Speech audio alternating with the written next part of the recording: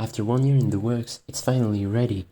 The RPM Ratio Finder, an online tool which, as its name suggests, makes it possible to reach any speed ratio, is getting an update.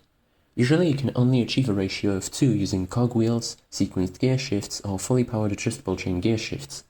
However, this tool takes advantage of the property of adjustable chain gearshifts to generate ratios between 1 and 2 when only partially powered.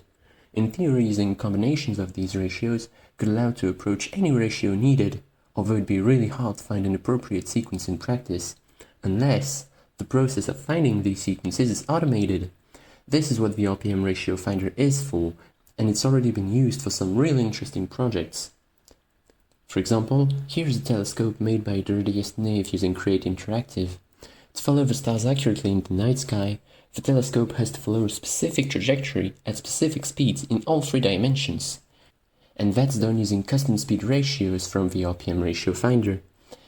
In another project, user RainKitty17 was investigating rounding issues for the stress capacity generation of a steam engine when the boiler has 19 engines specifically.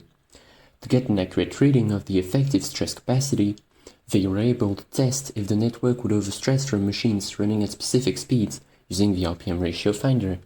And later, for the same issue, I ended up creating this stress capacity reader to get an accurate reading of the remaining stress capacity of any network.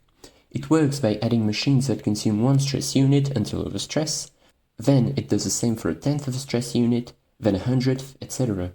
And it is only possible because of speed ratios of 1/10 from the RPM Ratio Finder.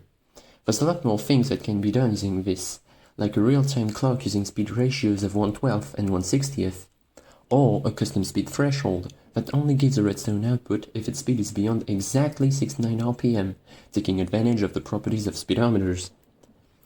This is what the tool looks like now.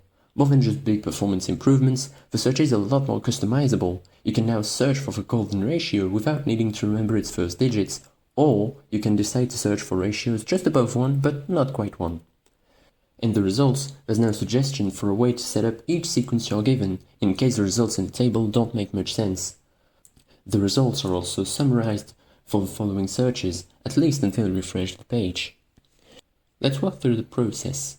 You're working on a clock, and you need a source running at 1/60th of an RPM for the minute hand, because you need it to make 1 rotation of the clock per hour. You can't just use a rotation speed controller.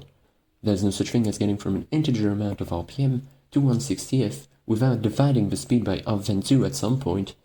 So you go on the RPM Ratio Finder, type in 1 divided by 60, the other settings are good, so press enter.